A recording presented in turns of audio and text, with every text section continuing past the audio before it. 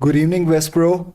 Welcome to the meeting number 13 of FY 2026 of the Advisory Finance Committee. Pursuant to Chapter 2 of the Acts of 2025, an act extending certain COVID-19 measures adopted during the state of emergency, this meeting will be conducted in person and via remote means in accordance with applicable law. This means that members of the public body as well as members of the public may access this meeting in person or via virtual means.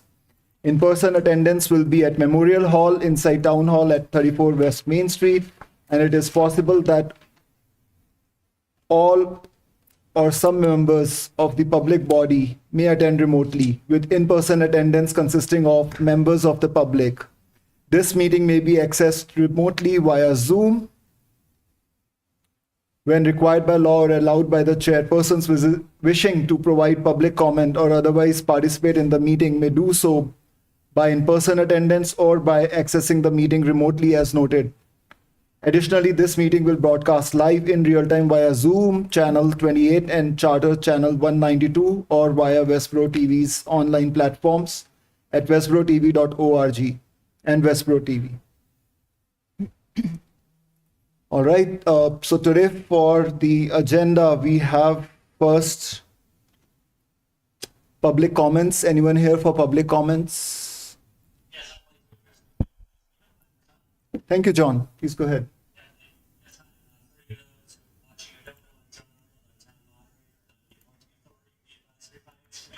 I just wanted to give the committee and anyone watching a quick update. As some of you may know, Adam Samala, who is currently on the committee, had informed me during the fall that he had recently changed jobs, and the time commitment for his new job was going to prevent him from providing the time and attention to the committee that he thought was fair. So he had asked me to start the process of looking for a suitable replacement.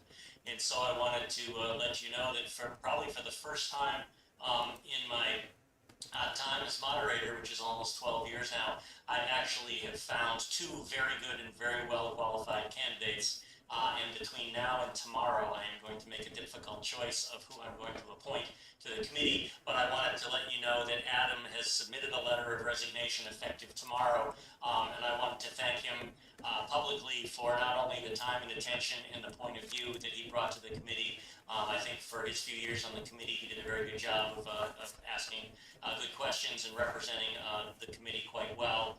And I wanted to thank him also for giving me notice so I could find a new member. So once I've made the appointment letter, I will copy Prashant as the chair, so you know, and then I'm hoping the new person can be sworn in before your next meeting, and then I will do my usual brief introduction and let the person introduce themselves. So I just wanted to thank Adam and to let you know that a new member will be coming. And I also wanted to reinforce that I realize that with so much change happening in society and all of us, I know there's a lot of new members on the committee, and I know this is Prashant's first member as chair. And I wanted to mention that not only me personally, but I'm sure the rest of the committee members will all work as best they can to try to bring all of the newer members up to speed, and I'll certainly do my best to help people along in understanding what some of the history of the Finance Committee is and helping answer questions and provide some guidance as anyone on the committee wants to request it. So thank you, and I will now go off camera and let you have your meeting, and thank you very much. Thank you, John. Thanks, John. Thank you for the update. All right.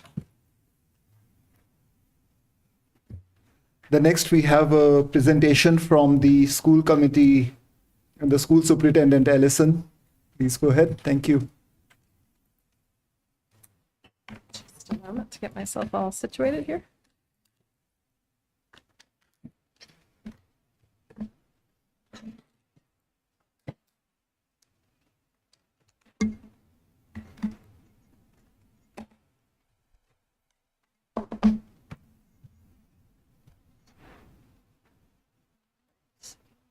There we go.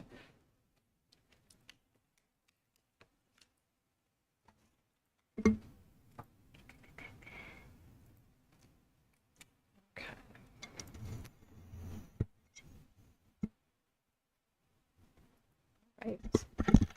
Well, thank you very much, members of the committee, for having me here this evening. This is a budget update for you, and just to put this budget update in context, this is in large part a similar presentation to a presentation I gave to the school committee on November 19th. That was kind of a complete version of our executive summary of the budget. We held a budget hearing on December 5th which is an opportunity for the public to sort of weigh in on what they have seen, and no one had much to say at that, which I am hopeful is a sign of confidence. And then we are looking forward to voting on the budget at our upcoming meeting, which is coming on December 16th. So this is an opportunity also for you to get an advanced view. You will also be hearing from me at the Budget Summit in January. So this is early preview here. All right.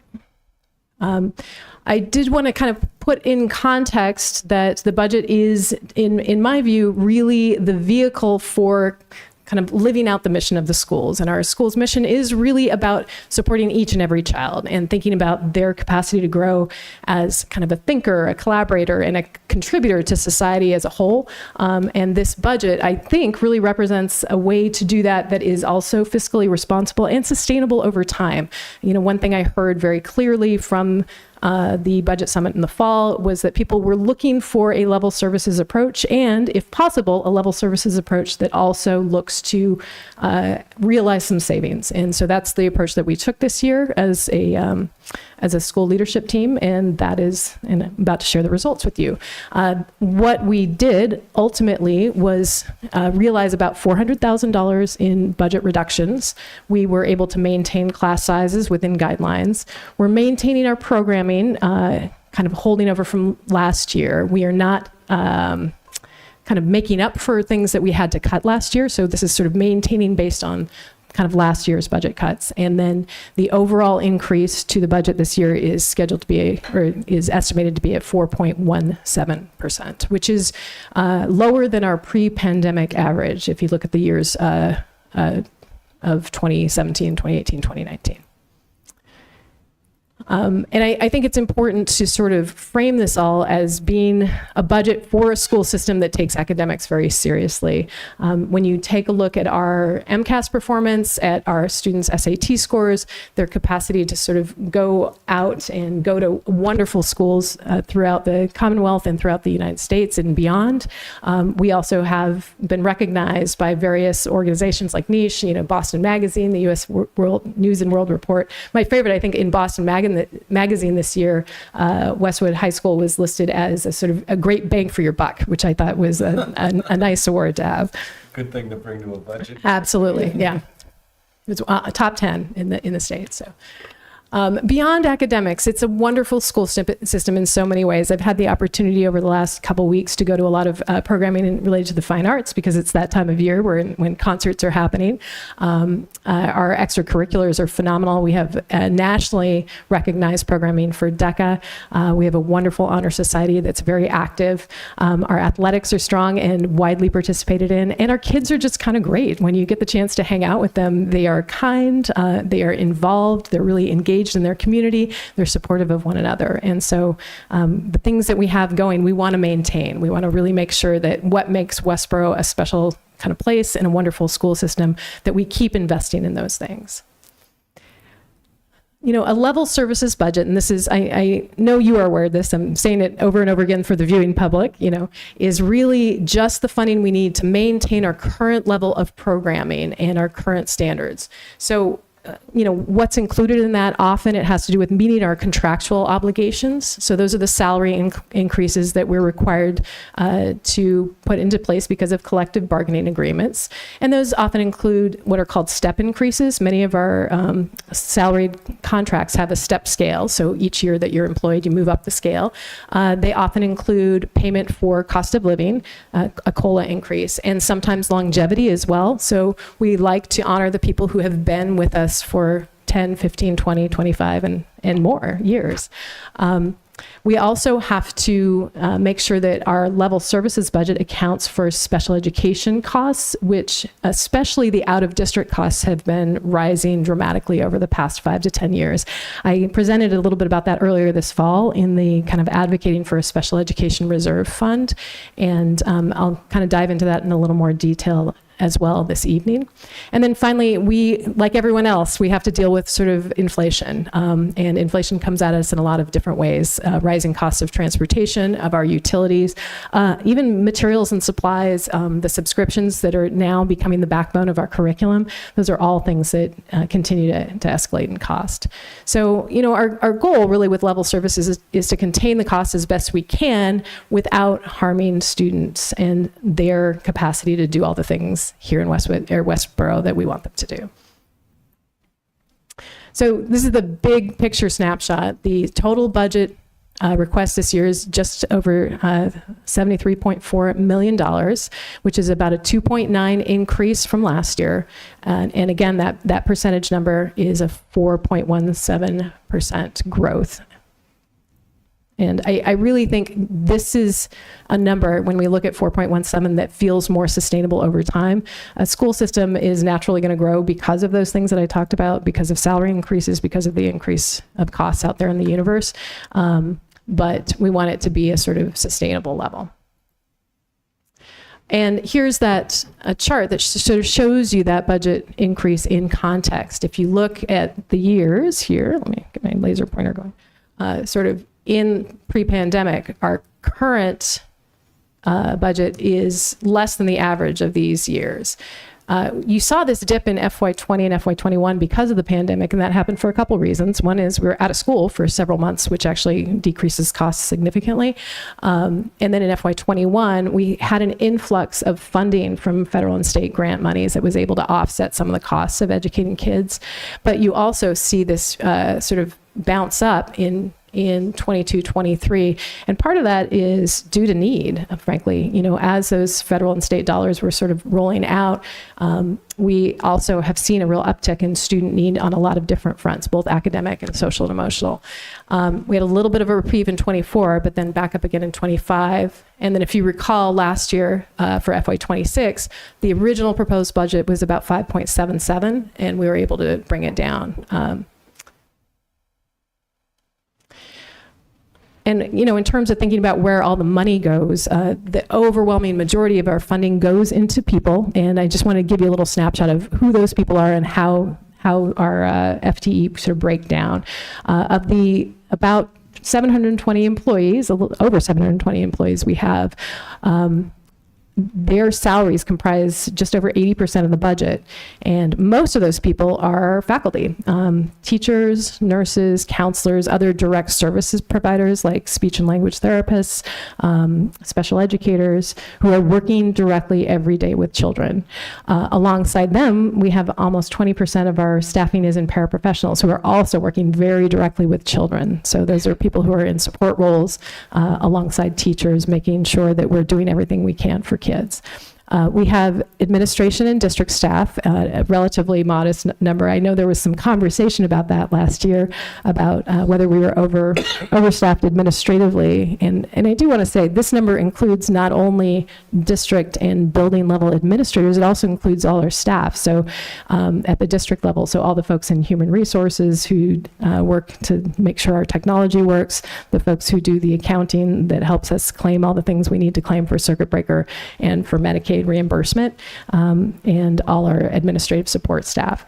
That number at 8.54% is significantly lower than what you would find out in just in the general public in business and industry. And then facilities, we have about 4.6% of our staff is helping to make sure that this physical plant, that our buildings and grounds are maintained. That's a huge investment that the community has made, and we want to make sure it's well taken care of. And you can see that here again. In a little different way, you see the salary is this big blue slice of the pie. It's not even a slice, it's like the rest of the pie. But special education is sort of coming in next. You see transportation, building and grounds, and then all other non-salary includes things like materials and supplies, which, a lot of people ask, well, can you trim that when you need to trim a budget? It really doesn't do much for us in that case. And those are things we actually need in order to do school with kids. So to get a sense of how a contract and a contract process impacts our budget, I wanted to give you a snapshot of the last few years. So the Westborough Educators Association, that's our largest group. That's all the teachers and folks who work directly with our kids. Their contract settlement during the past 3 years included increases for cost of living of 2.5% in year 1, 3% in year 2, 3% in year 3. And then there was an additional bump up for the people on the top step of the salary scale who otherwise would not have gotten any additional bump.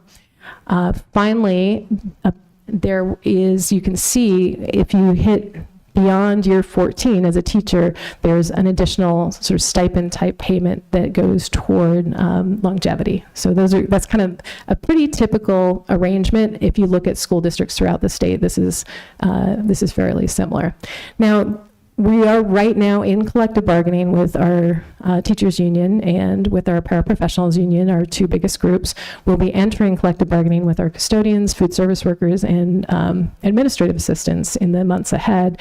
We have had to build a budget based on estimates of where we think those collective bargaining agreements will land. But I'm pretty confident we're going to be able to have the budget sort of land where it needs to be. We've looked at the past, we've looked at comparable communities, and we have really, really thoughtful unions that we work with in this community. I think they are trying to do right by their membership, but they're also very aware of the constraints that are out there.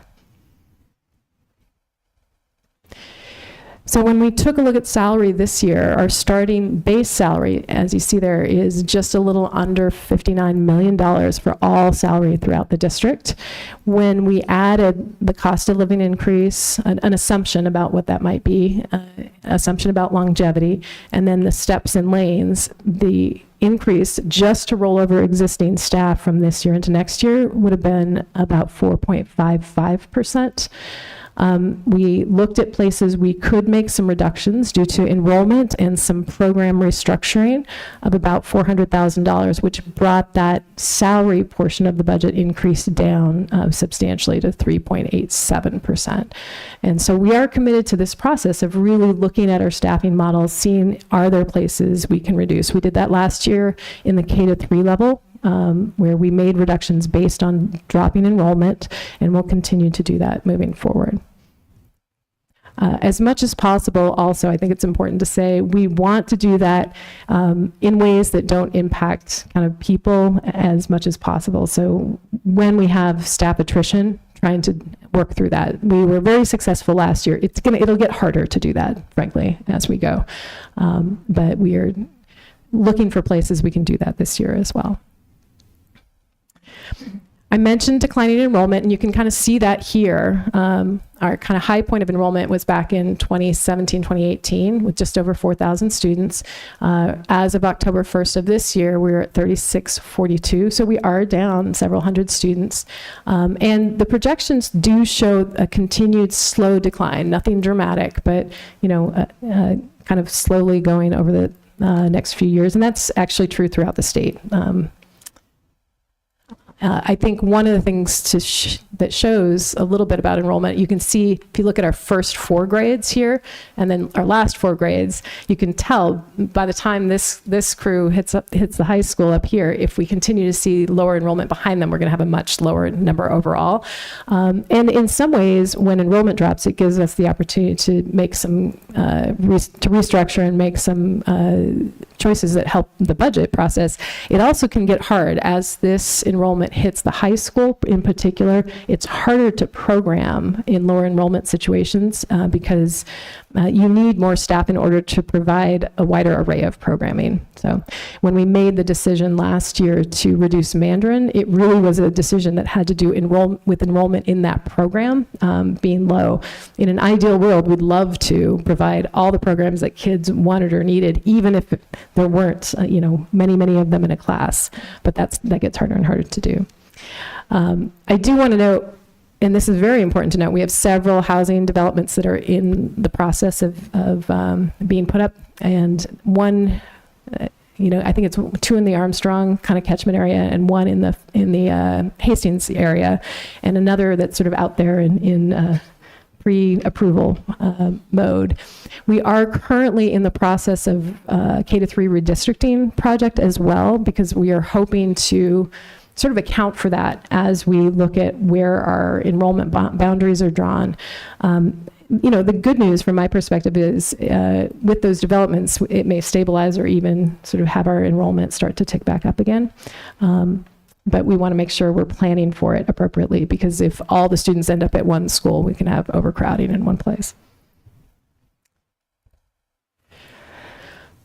I wanted to take a moment just to talk about this. We talked about this a bit earlier in the fall in talking about the Special Education Reserve. But one thing I did for the sake of this presentation is I wanted to present to you the true cost to the district. This is the actual total out-of-district tuition expense year over year from FY22 to FY27. So this isn't what's hitting the general fund. This is just the total cost. Often we're able to pay for portions of this through the circuit breaker program, which I've talked about before. Circuit breaker is this reimbursement program. So what we pay out is not this much, but this gives you a really clear picture of what has happened inflation-wise with the cost of programming. Our number of students has not changed very dramatically over this time.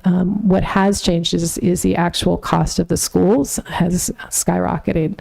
And you can see that it was a 14.7% increase in FY24, another almost 5% in FY25, 3.67 FY26, and then we've been told it'll be about 3.909 for this year. Additionally, the schools over the last few years have started charging additional an additional surcharge in for specialized services like one-to-one paraprofessional support or speech therapy. And finally, there are schools that can charge above that 3.09% increase if they go through a restructuring. So all of that kind of together has led to these very, very high costs for out-of-district tuition. And the big question is we can't really control that, so what do we do? And I wanted to address that. First and foremost, we have a new director of student services, and she and her team are conducting an internal review of our programming and services to identify areas where if we strengthen alignment and maybe early intervention programming, we could effectively and we're always looking to do this, but we're doing it with more urgency now. We're looking to decrease the future potential of out-of-district placement. So the more service we can provide here, the less we need to rely on out-of-district programs. In addition, I'm right there alongside other superintendents advocating at the state level for increased circuit breaker funding. That's a really important kind of position that the Massachusetts Superintendents Association has taken to help mitigate this impact. And then finally, we're starting as a whole team to look at, are there ways we might want to think about investing in early intervention and support? We've got a group really looking at the pre-K to K transition this year. We've started talking about, are there sort of supports and structures we might want to add to kindergarten once we are no longer in a level services environment that could actually be a really good investment for us down the road. Transportation is another significant pain point for us, and the costs have really escalated over the last 5 to 7 years. Not as big a jump this year. If you recall, we had to go out and get a new contract last year, and that came with a price tag. But this is year 2 in FY27. We'll be in year 2 of a contract, and it's a much lower rate of increase. And again, in FY28 will be also a lower rate of increase. So that's good news from our perspective. Our major categories are here. I already kind of went through salary in detail. You'll note the big jump up in special education costs. That is simply related to what we know and anticipate about the needs in the district right now. And that does include costs of 2 of the schools that we place students into are schools that are going through that restructuring. So we saw a greater than average jump up in terms of their percentage. Transportation, the 4.25, you'll notice, is different from the yellow bus contract. That's because that transportation number includes more than just our in-town transportation. Okay. For utilities, that's an assumption. You know, we kind of have to try and do some guesswork about what the cost of utilities will be. Our buildings and grounds, this looks like a surprising number, and I just want to explain it. In large part, this is a jump up because we've set aside additional funding in the event that we have to do more dramatic repair for the high school roof, as we're kind of hoping to do a total roof replacement. We've gone to the Capital Expenditures Planning Committee to ask for their endorsement of that project. We've received that. We'll be taking that to town meeting. The roof, at A and B wing roof at the high school is from 1968. It is been there for quite a while and served the community well during that time. But the analysis that we had done this year indicates that it is in it's a risky proposition to keep it any longer, and we do need to do a replacement. And then if you look, all other salary, non-salary, we were able to sort of cut in places where we could. Just a note about those capital projects. That A and B roof replacement project, is at about $5.7 million. And that's, we're approaching that with a sense of urgency. There are other roof projects sort of in the pipeline that we think we have a couple years to wait, but this one, given the feedback we got from the group that came in to do the analysis, we feel like we need to get started on this as soon as possible. We also have a smaller project looking at the Gibbons Field House. The field house used to be like a locker room facility. Back when Gibbons served as a high school and they had sports events over there, there were like visiting team lockers and things like that. So it's got, you know, full plumbing, electricity, everything like that, but has been used primarily for storage for the past, I don't know, 10 or 20 years. The roof is in very rough shape and is leaking. And there are other issues around the building.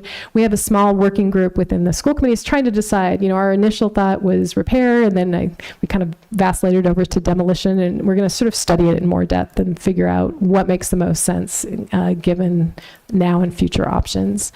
And then a couple things that we anticipate may also be on the warrant at town meeting will be MSBA projects. We hope to engage with the MSBA, the Massachusetts School Building Authority, and they help fund not only school building projects, they have what's called an accelerated repair program that works with roofs and windows and doors, and also they also use it for some sustainability upgrades, like replacing outdated HVAC systems with heat pump systems and things like that. So our Mill Pond roof and the high school C wing roof are also coming to the end of their useful lives. They've got leaks and some other issues.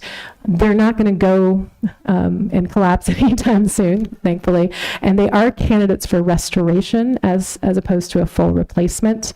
So we're going to be exploring that option.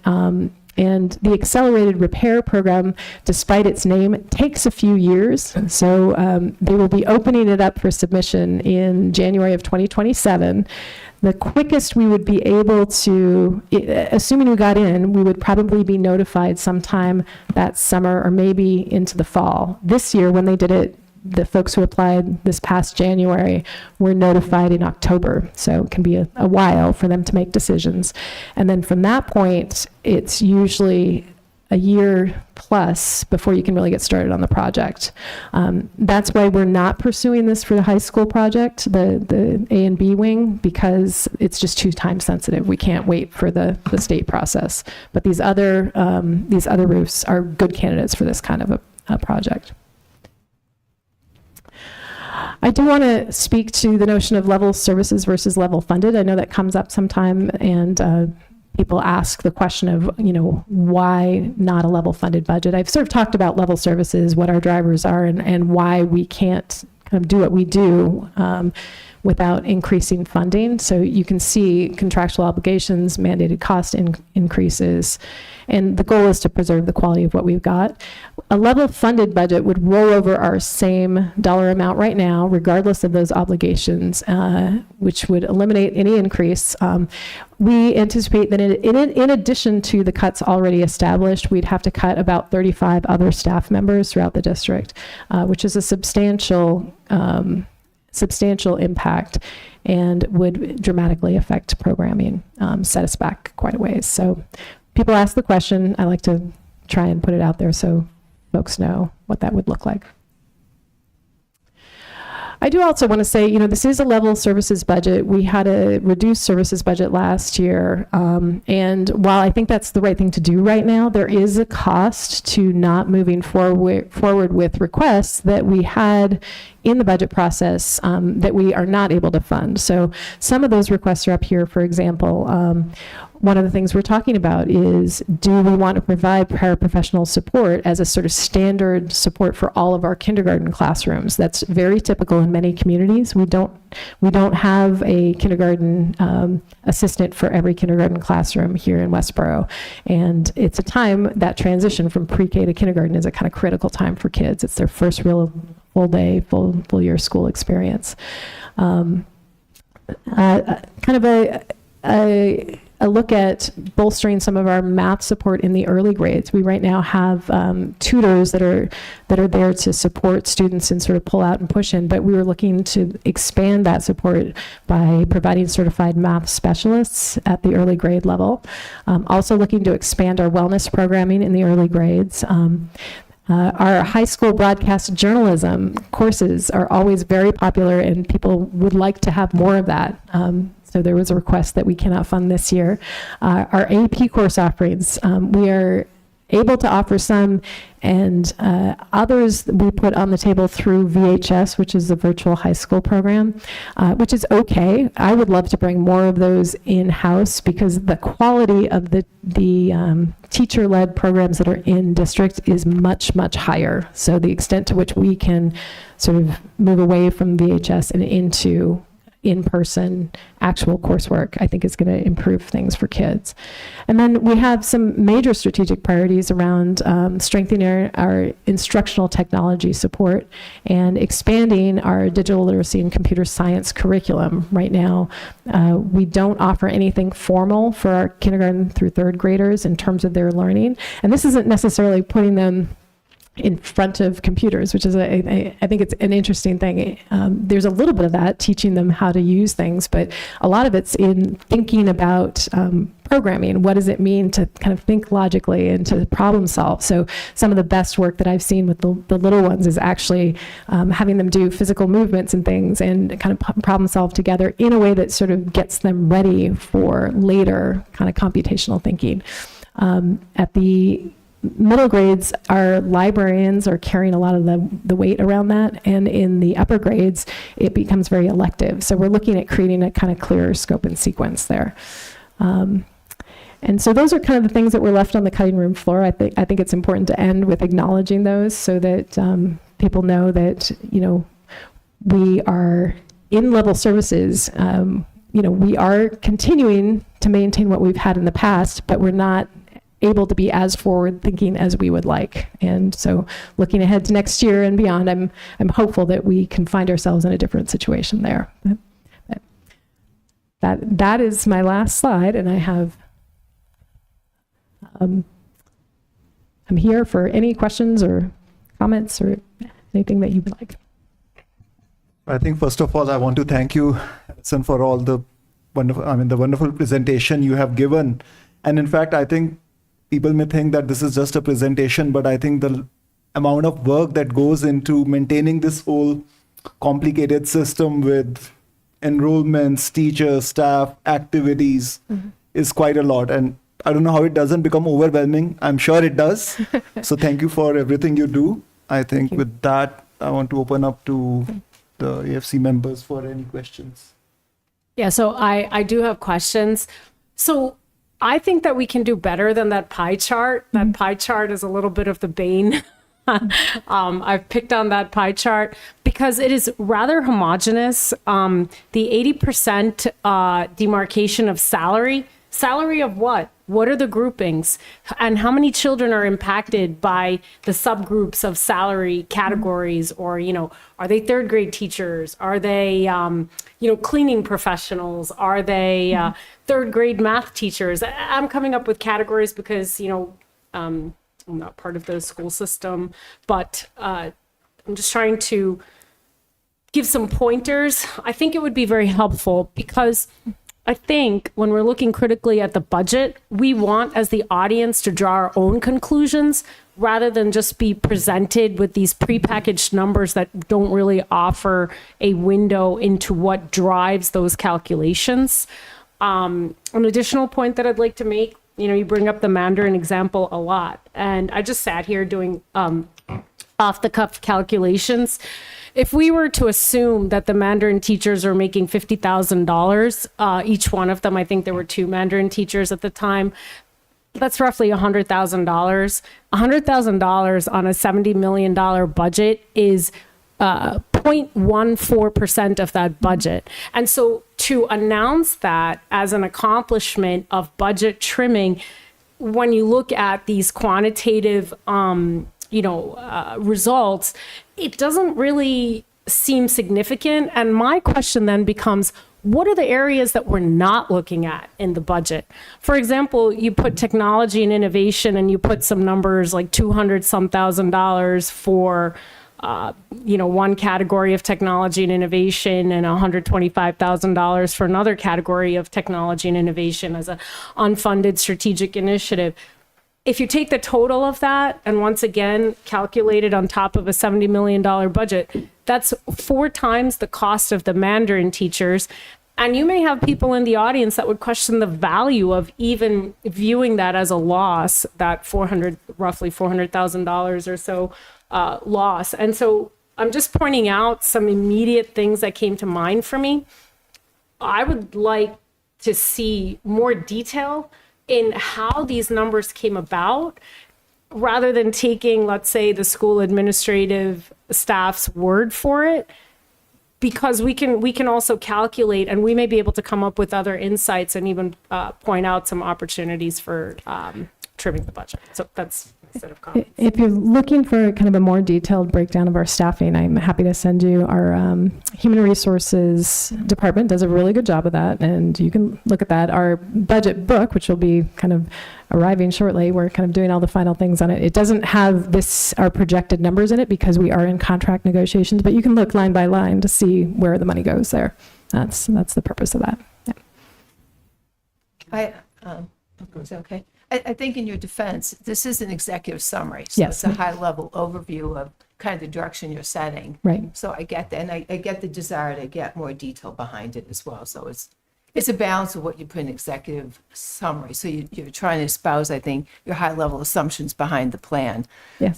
What I didn't hear, maybe you addressed it, was the assumptions around state and federal grants and funding. Allison, can you just talk a little bit about that? Because I know it's Sure. Yes. kind of out there and it's very volatile. Yes, yeah. We did build into our FY27 assumptions an assumption that a portion of our federal grant funding would vanish. And that's, based on kind of evidence this year. At the start of the school year, we got notice that there were certain grant funds that were likely going to be held, and we didn't know for how long.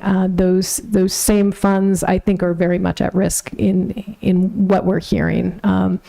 There's a portion of our grant funding that comes through IDEA, which is a major special education grant. It's about $950 million. Anita's got the actual numbers. And that one we are assuming will not disappear, in part because it's a little bit more immune to politics. It's funding for special education programming. That's not a partisan issue, right? The needs of kids are there across the board. And so we're making the assumption that will stay. The grant funding that we're assuming will dry up is about $130,000 to $150,000. So we've had to sort of bake that back into our budget. On the state level, Chapter 70 funds are held at least at the level. They don't decline, but they won't go up for us if our enrollment's dropping. I think we would assume that. Those funds don't come directly to us or inform our budget, but that's the town's, that will be baked into the town's budget assumptions.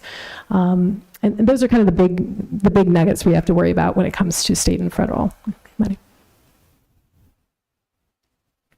Good.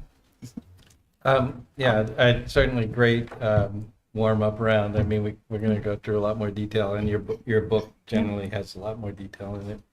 I'm curious about. I hate the fact that the school superintendent has to know anything about roofs, but that I'm learning, grant Walter. process that they're setting up. Yes. Just has a little concern for me because the construction will be at the late 2028 or something. And you're going to have to figure out the cost in 2026, early 2026. And so whether enough, not, yes, it could be like the previous library project before this, where by the time we get to it, it was 49%, but now it's, 30% of the cost. And, is there built-in escalation or how do they handle that? Because it seems like, for a rapid program, it's not very quick. No, it's not. I mean, I think we would need to build in some kind of estimated escalation in terms of whatever number we put forward to the town. And I think that the other thing to recognize is that by the time we get there and get started, the MSBA will there will be a cost difference if the roofs are no longer viable for restoration as opposed to replacement. So the cost will about double if we tip over. The good news is timeline-wise, they'll both be in that 25 to 30-year-old range. So as long as we're taking care of them and patching and things like that, the folks we've talked to have indicated that the restorations are becoming more and more prevalent out there in the industry, in part because they reduce waste. You're not completely tearing the whole thing off and replacing it, so it extends the lifespan of the roof by another 20 and 25 years, and then you can sort of restore and replace in turn, sort of one after the other. So that's our hope. Additionally, because it's a less complex process, you're doing an repair and doing an overlay. I think there's a little less. The MSBA there's a lot involved with going through them. You have to, if it's over $1.5 million, you have to get an OPM. You have to work through them to hire your people. Those smaller jobs, it's a little bit quicker and leaner. We think, based on the folks we've talked to who have been through it. So that I'm keeping my fingers crossed on that one. I hope it works. Your book will be coming out around the similar time at the right before Christmas break. I think it'll be out within the next day or two, actually.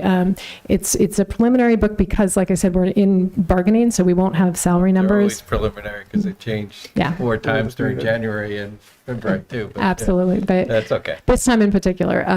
So we've got numbers for everything else, but we can't quite tip our hand on the salary thing yet. So from a process standpoint, do we get that? So what will Or is it happen posted? is you'll get an email eventually that Yep. they're available for pickup Yeah. or electronically or both. Both. Yeah. And the town book is usually just around the 20th or 21st or something like that. And this one's usually either right before that, right after, or at the same time. Right. Ideally, pick them both up at the same time here.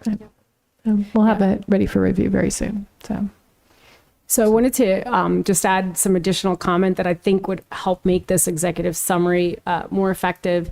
So on the flip side, we have about, again, on a rounded $70 million budget, we have 20% of the budget that's not salary. Yes. If we could have a deeper insight into that, that's about $14 million. And the opportunities as the audience to think about cuts or, streamlining of the budget on $14 million. Though 80% is salary, 20% is still a significant amount of that salary. And I felt that in this executive summary, I really didn't get that in-depth insight that I would have wanted if I was going to give any recommend or suggestions on what to do with that. But with that also said, as seeing this presentation, because salary is sort of, and perhaps that was the intention, is this overwhelming parameter that is emphasized, it causes me to think, then we must go and cut that salary so that we can afford the repairs and so that we can afford, this, that, and the other thing. And that may not necessarily be the message that one would want to convey. And that's why I'm also mentioning the 20% of the budget. If there's more depth and clarity around exactly what that entails, that could be helpful and shift our attention from the salary. And I just want to clarify to make sure there's no kind of misconception out there that the kind of salary and the parts of the operating budget are very separate from capital expenditures. So we would never we keep those two widely apart for good reason. The other areas that we have here, and you'll be able to sort of see them in detail in the budget book. While there are some opportunities for savings, they're not enormously significant opportunities for savings. And I think I'd love to hear from the public if people believe kind of they have thoughts about ways to do that. But some of the things that we are dealing with are very much like the things folks are dealing with in their own businesses and in their own lives. The cost of things does not seem to be going down. One of my favorite examples from last year had to do with the price of chocolate chips.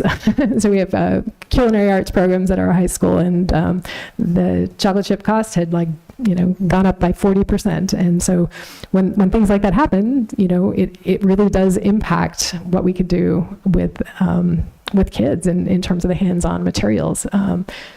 And those are things we don't control at all.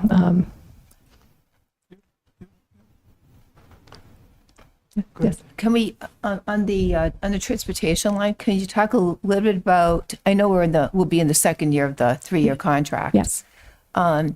What we're thinking about potentially in terms of pay Long-term? for use. Yeah, long-term pay for use and Right. changing how we look at transporting kids to school and Right. after-school activities.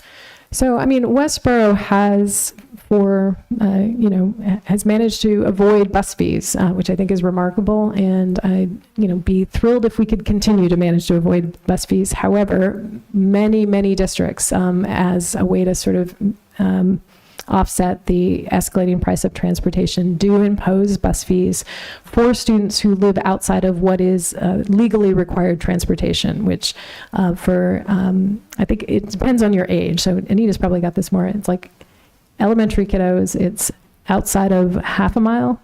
And I think it's maybe even less than that. Don't remember. It's like either outside of half a mile or a mile. So anybody who's within walking distance, we don't have to legally transport. And I think anybody from grade 6 up, we can charge fees for as well. So the state sets some parameters. Transportation fees are tricky to impose because there's sort of a tipping point. If they get too high, then people decide, I'm not going to put my kid on a bus. I'd rather just drive them. And then you end up with, exactly the people who we're trying to support having to, incur the cost of driving both in terms of time and gas and all that. It's not very efficient. It clogs up town. So it has to be, if you impose a transportation fee, you have to do it really carefully and thoughtfully and sort of over time. I had heard a recommendation around bringing the possibility of bringing transportation services in-house. That's a big to-do. Framingham has done that this year, and I know that superintendent over there. I'm curious to see how it's going. It's usually something that happens in bigger districts, not in smaller ones.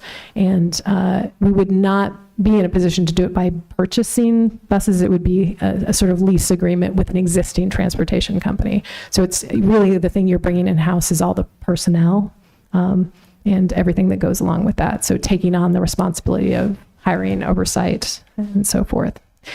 Kind of changes your core competencies, doesn't it?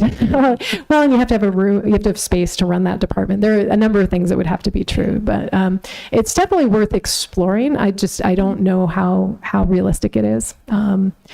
But we will certainly, and we've started looking at the fee structures in some of our comparable communities to see what that looks like, because if we do have to go in that direction, we want to know that we're kind of in line with other towns. So, yeah. Interestingly, the Inspector General's office is actually currently looking into school transportation, which is great news for us. It's something that the school administrators have been sort of making noise about for a long time, a concern about the price escalation and the kind of quality of service, both in terms of regular and special education transportation. So we'll be curious to see if there's any outcome that's favorable to schools and communities from that. It would be interesting to, you put some of your strategic priorities up there that are currently unfunded. Yeah. If you could do one or two, you pick your top one or two, how would you be able to offset the cost or partially start to introduce it? Because I know, we can't stay steady, right? We need to continuously innovate, but we need to figure out fiscally responsible way to do that. Right. I know it's a difficult balancing act, but have you thought about how being able to maybe take one step forward, even if it's a bite-sized forward, just to keep the momentum going? Because you can't stay steady, because then you're going to fall backwards. I agree. I mean, I think some of the things we're doing now is we're taking existing professional development dollars and investing them in the places that are aligned with our strategic priorities, for example. So that's, it's not a new spending of money. It's investing in what we've investing the dollars we have in kind of looking into the next wave. We are trying to partner with other organizations, and that's helpful. I think among these things, the thing that feels most pressing is actually investment in kindergarten and kindergarten support, and that's really thinking a little bit about how students are showing up at school and really helping have a very solid foundation to build on moving forward. In terms of how we would fund that, that's, a few other kind of faculty positions would have to come out, or something else would have to come out in order to do that this year. I approached this year from a level services perspective. So, if my mandate is we're not changing services, then it feels like that's not the thing we're going to do right now. I'm just trying to think out of the box, how do you innovate and how do you try to do it creatively? And I will say, if through some twist of fate, some of those federal dollars that we are assuming are going to disappear don't disappear, that would be an opportunity to really start to make an investment in one of these. So. Thank you. Thank you. On busing, K-6 is free for kids living over 2 miles away. And for 7 to 12, it's, if you're, it's often free, but if you're living over 1.5 miles, we can charge. I think it's get a little more walkability. Do we charge for extracurricular activities when kids take buses? We do charge for the activity itself, and there's a little upcharge for things that are transportation intensive. So, like some of the sports and some of the activities. Decide, you won't go full hog. You may just say, well, we're going to target the high school initially, because it's not cool to ride the bus anyways. So, well, it wasn't for my kids. Yeah. So again, stratifying it kind of, and I'm sure you're going to have a group looking at this, right? Yes. Okay. Yeah. So I had a couple of questions actually. I was waiting if anyone has also or not. But on the redistricting, right? So Yes. I think we are thinking about redistricting. Is that going to make any impact on the costs as well? We don't think it's going to make a substantial impact. Anything that could, it's a little tricky to tell because there are implications for transportation and staffing. Those are the big things. Right now, it really is about shifting the balance of enrollment over toward FAILS, which is under enrolled right now. And in order to do that, it's possible we might need to add a bus, but it's possible we may need one fewer staff person. So I think we are thinking, as we look at it, that it's going to be close to a wash. It's not a precise science, though, quite yet. What would be very costly, and is something that people have asked about, is whether we could make that process sort of gradual. For example, only kind of rolling in from kindergarten, so that the kids who are currently in their elementary schools stay there. That's very expensive to do, in part because it means you're running multiple bus runs to the same neighborhood, to different parts of the district. So that, kind of blows up the budget. So we don't think that's a real viable option. Yeah, the projected decline in enrollment, and I think there Yes. was some decline in enrollment already. What are the costs? What are the impacts on the budget associated with that? So the impacts on the budget are really, we'll need fewer staff in order to do kind of front-facing teaching. And that's what happened last year when we reduced, prior to the initial budget presentation, we reduced 4 elementary positions because of enrollment. We saw low class sizes. We combined classes in all of our elementary schools in order to kind of still be within guidelines. But so that's number one. One impact does have to do with state funding. So the state funding formula that kicks back about 14 million, where are we up to? $12 million toward the town's budget is enrollment driven. And it's enrollment with these sort of escalators based on demographics and other particulars of the town. So, while that won't decrease, it won't increase at the rate that it has been if our enrollment is either steady or declining. Other impacts, as I mentioned before, when you have declining enrollment and you have to reduce staffing to kind of maintain a budget, it can be hard to maintain programming, an array of programming, because you are making decisions about, where the cuts are going to come. And often those cuts really look at high enrollment versus low enrollment programming. So those are some basics of how it works. I'm trying to think of other things. I think with lower enrollment, things tend to be a little more volatile. Like small things can make a big difference. And that's trickier, but we're not talking about that level right now. I don't think it's a sort of small decline and steady. And I am very curious to see what happens with development, if that offsets it at all. That is the addition of the new housing developments, you mean? Yes. Okay. Yeah. The other question I had was on the staffing. So I think, do we also look at the mix of the right proportion of how many are 14-year plus service versus someone who's in like 0 to 5 versus 5 to 10? Are we also planning to look at that when we look at like the cost pressures? Yeah. I'm not talking about like, just not having many 14 plus years. I think it's great to have very experienced people, Right. but sometimes especially with the cost pressures, as well as a chance for the young people to breed in as well into our school district. How do you make sure that, like, what are the plans that you've thought about to get the costs reduced? Because clearly 14 plus means you have extra cost there. I think, really when we look at that question, it's when we're hiring. And there is a trade-off between hiring a more experienced educator who would come in maybe with more credentials or higher on the step scale, higher on the scale, to someone who's younger and less experienced. Often, though, I think principals and school leaders are interested in finding people who are early in their career, because we can kind of shape them. I mean, I think it's a great opportunity. And also they often bring in sort of new ideas and energy to the place. So we do look to do that when we can in the hiring process.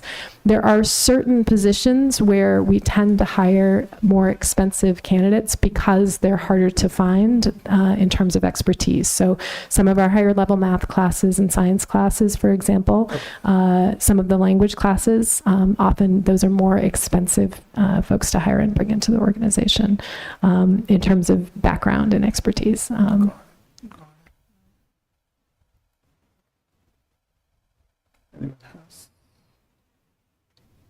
Good for now. Perfect. Yep. Great warm Thank you so much. Great, thank you. And I do want to say, I appreciate the kind words at the start, and that this is absolutely a team process. I've got Anita's here, and she has been remarkable, as her whole department has, in terms of pulling together the numbers and making sure that we are looking in every corner possible. And then the wider leadership team, they were really involved in looking through what are the opportunities to try and make some changes, but also where are places that we hope to get to making some progress together on our priorities. So thank you. Thanks, Sorry, I Allison. just realized we have Josh on the phone. Josh, you have any questions? He's the sole one remote today. Ooh, thanks, Josh.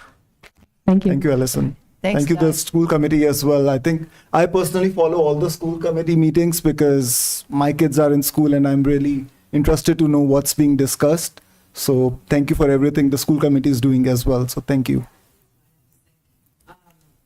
I just want to give a shout out to Allison. I mean, she's just recently come to us, and now it's been almost, oh my gosh, has it been almost 2 years or a year and a half? But the amount of work that, as you recognize, goes into this budget is just, it's day and night, the work that they have to put into it. And she takes care of, I know that people can be suspect and wonder what's happening in the background here, but she's already come to you with the cuts that are possible.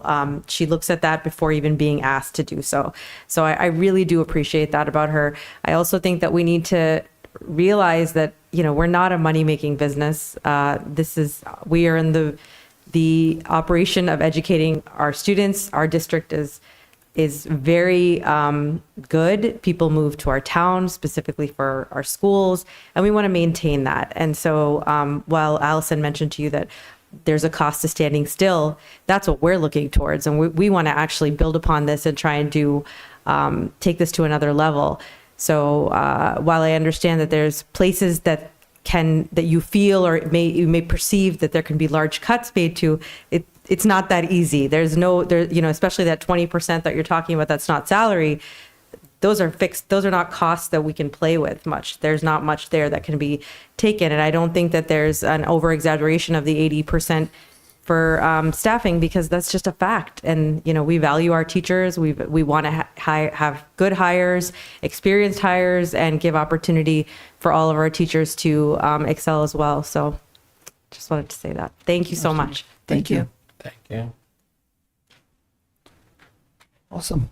All right. So next we have the Sustainable Westborough Specialized Energy Code presentation from Peter Flynn and Peter Dunback. You want to introduce yourself as well?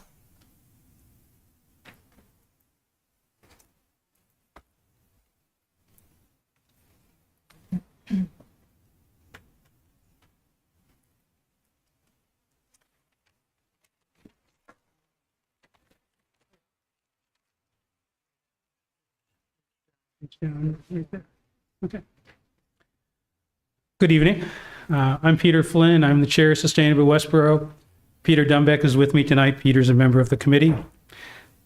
You probably are aware of Sustainable Westborough. We are a committee of town government. Our responsibility is to provide advice to all of town government on sustainability issues, particularly issues relating to the town's climate action plan that the select board has adopted. We also provide implementation support to the different departments in the town. We're here tonight because Sustainable Westborough is considering a proposal to town meeting to change Westborough's energy code by adopting what is known as the state's specialized energy code. And so what we're going to cover, we're going to talk a little bit of what the proposal is to adopt the specialized energy code. I'm going to introduce the Climate Leaders Community Program, which is a community by which the state provides grants to communities that adopt the specialized energy code and meet other requirements. Peter is going to talk about the impact of the code on different types of buildings, what the cost implications are, and I'll tell you right up front, our cost information is preliminary. We're still gathering data, but we'll share with you what we know to date. and talk a little bit about passive house, which is a design and construction standard for some buildings built under the specialized energy code, what that is, and what the implications are for affordable housing in town.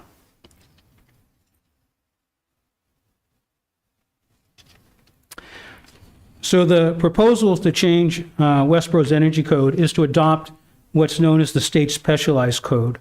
The energy code sets minimum requirements for energy efficiency in buildings. We already have an energy code. The code that is in effect today has been in effect for a few years. In 2023, the state enacted a new code which municipalities may adopt. It's optional. And the specialized code promotes two things. It promotes electrification of buildings, meaning electrify rather than build buildings that are powered by fossil fuels.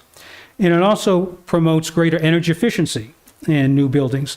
And the purpose, the effect, is to reduce greenhouse gas emissions that are emitted by these new buildings.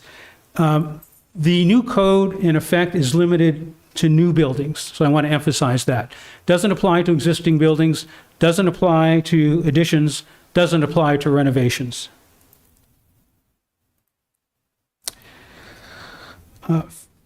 56 communities comprising over 30% of the state's population have already adopted the state's specialized code, notwithstanding that this has only been in effect for a little under 3 years. And we are proposing an effective date of January 1st, 2027. So if town meeting approves it, there's a transition period from the time of adoption till the actual implementation. Municipalities that adopt the new code and meet certain other requirements, there are 6, Westborough already meets 4. This would be the 5th or 6th. But municipalities that adopt the new code and meet these other requirements become eligible for state grants. And the grants are up to $1.15 million during this current 3-year cycle. We're in the second year of the 3-year cycle. The money can be used for the decarbonization of municipal buildings and for vehicles owned by the town. As shown in the slide, the money is available in 2 buckets. The first bucket is up to $150,000 for project feasibility and economic analysis. And then the second bucket is up to $1 million for project implementation with a 10% match required by the municipality. So with that overview, I'm going to turn it over to Pete, who's going to get into the details of the new code and how it changes from the existing code.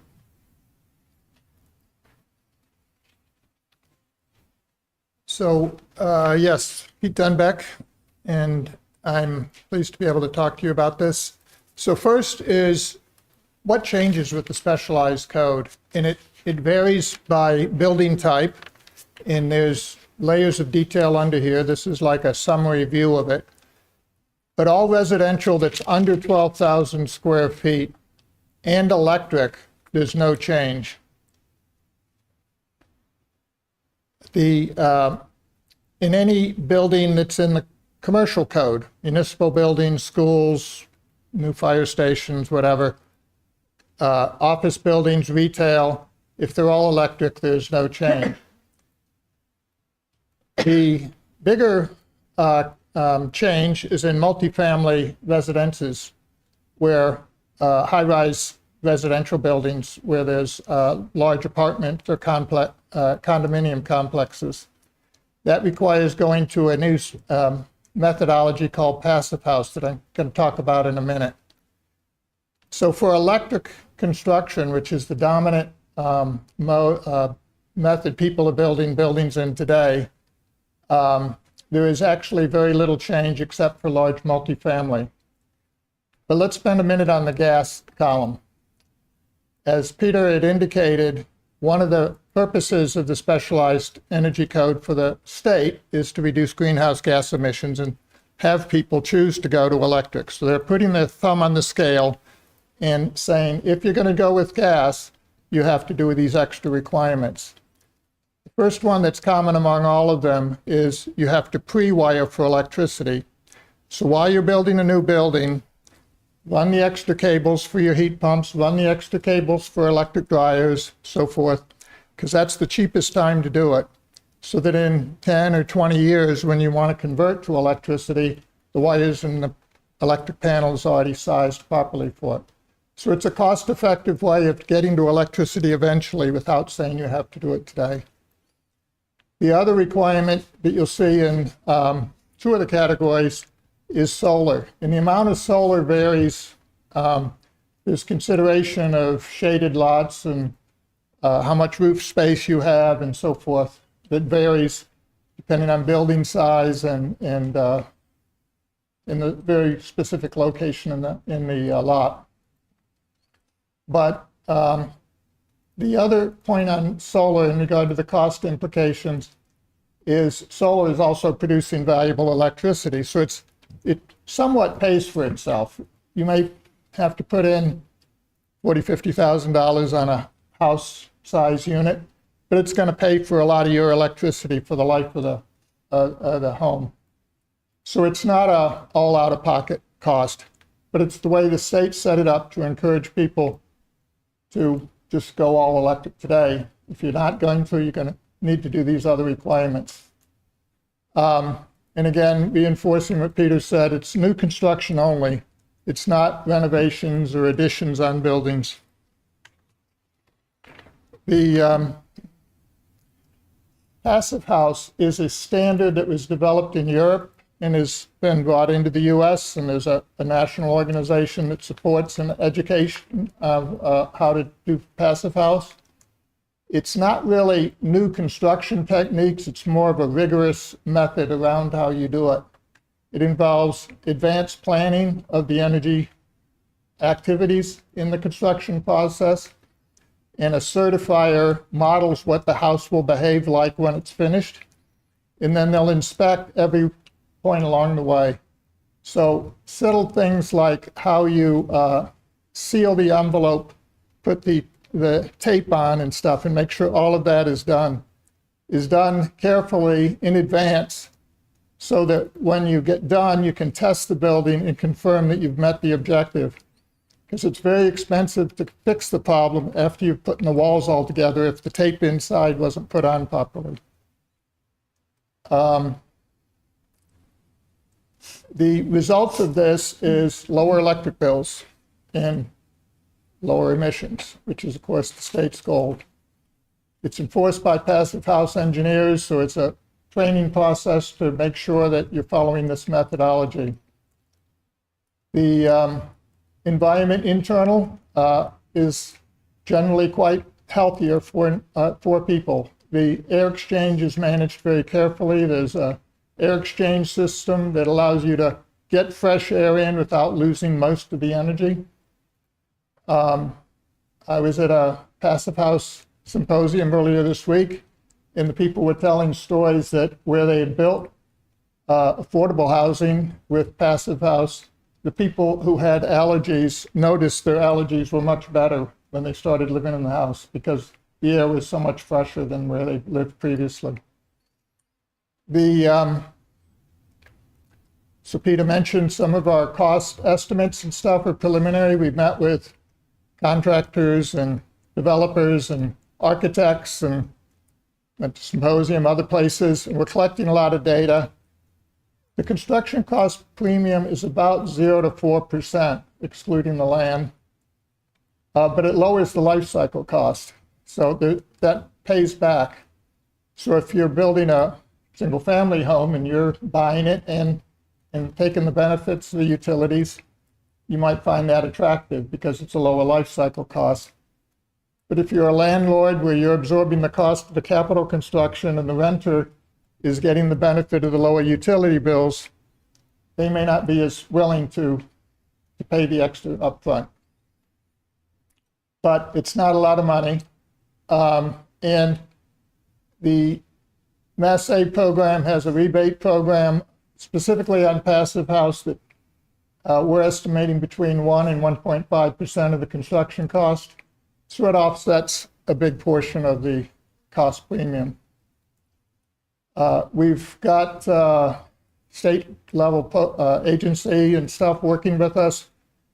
They have reported verbally, and we're waiting for kind of their printed study, that there's no evidence of specialized code adopting any hindrance in new development.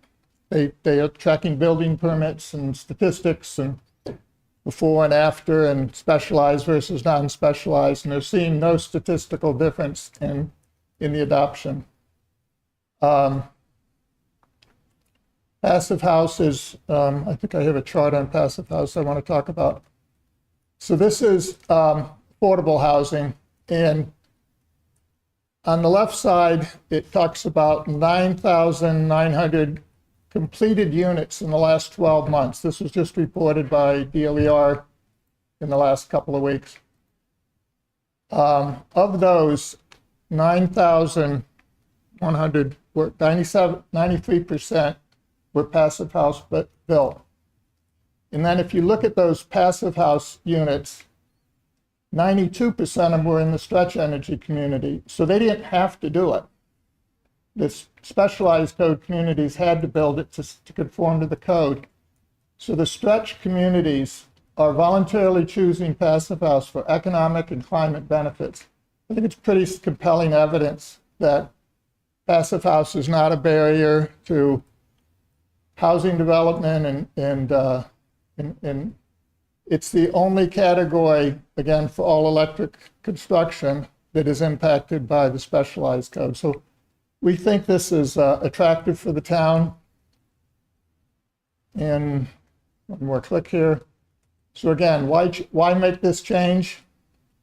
We're trying to gain access to this pool of grant money. It's going to give us money where we can do heat pump conversions and solar arrays and other investments. Reduce our carbon emissions as part of our effort to comply with the state goals. It creates a healthier indoor air quality. Another thing I heard at this conference was it's much quieter. So we have big complexes being proposed for Route 9. This passive house requires triple glazed glass, and they say they're incredibly quiet as a result because the insulation is so thick that the buildings are really quiet interior. So we believe it's competitive to lowest cost cycle, life cycle cost. And again, restating, there's no impact on additions and alterations. So it's not a mandate to go and change your current buildings. There will be other incentives and other programs that come into play that encourage us to do that, but passing this specialized code does not require that. So that's what we prepared today. Do you have any comments or questions? So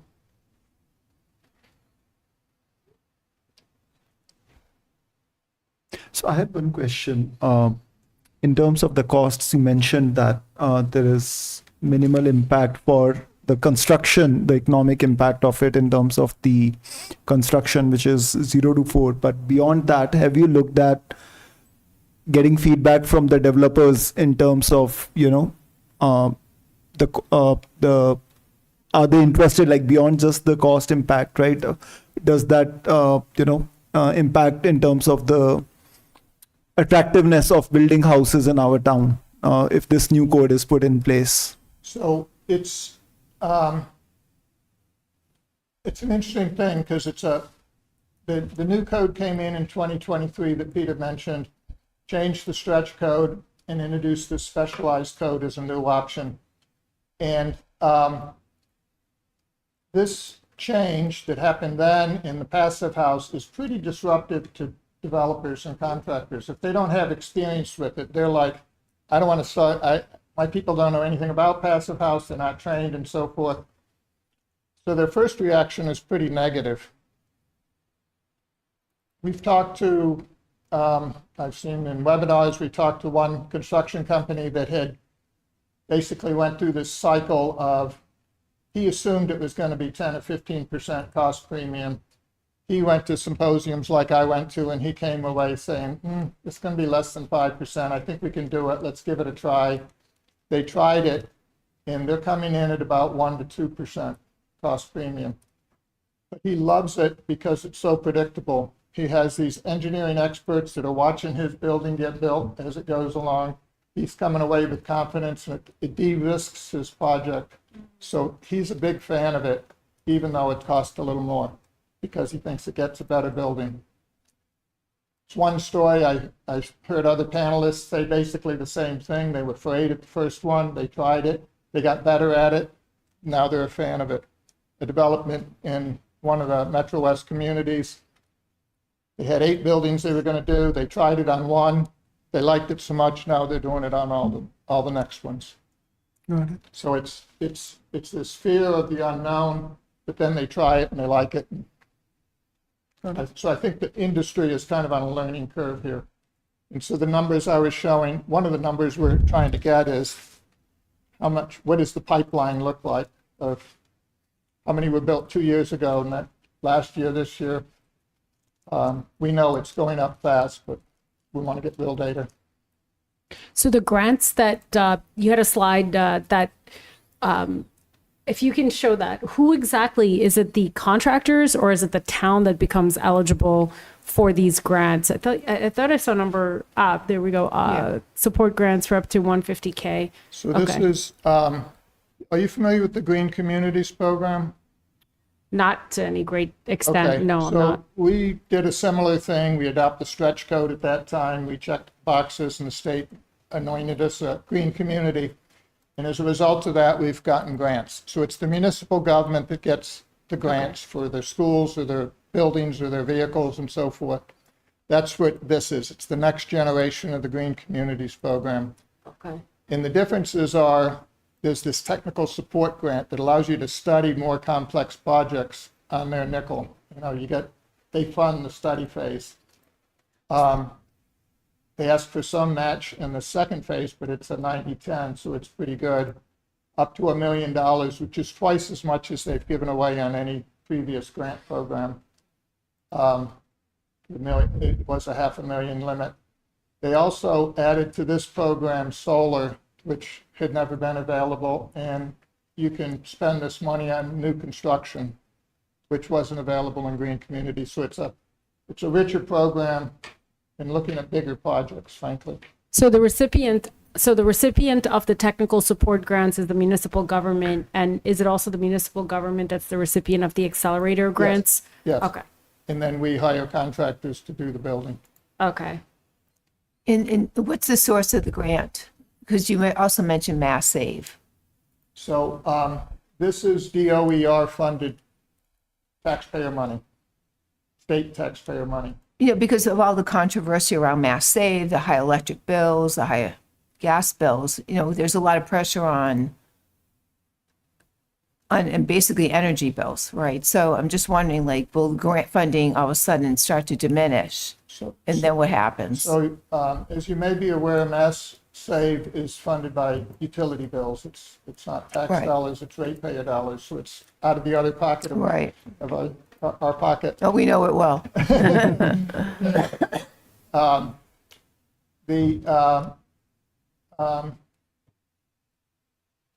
The Mass Save I mentioned was related to the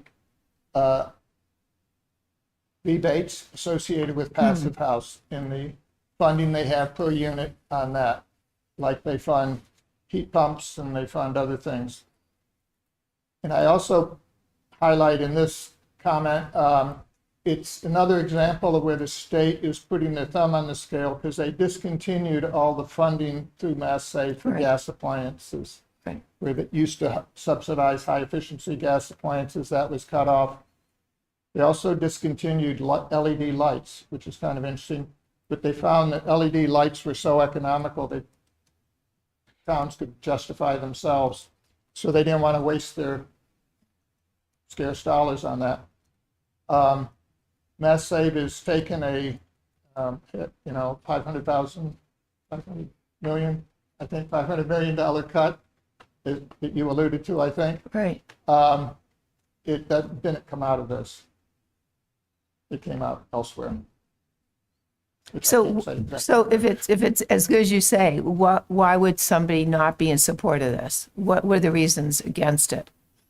The main topics, and I'll allow you to jump in some of these answers. The main thing we're hearing is concern about economic development in town and bringing new taxpayers in. And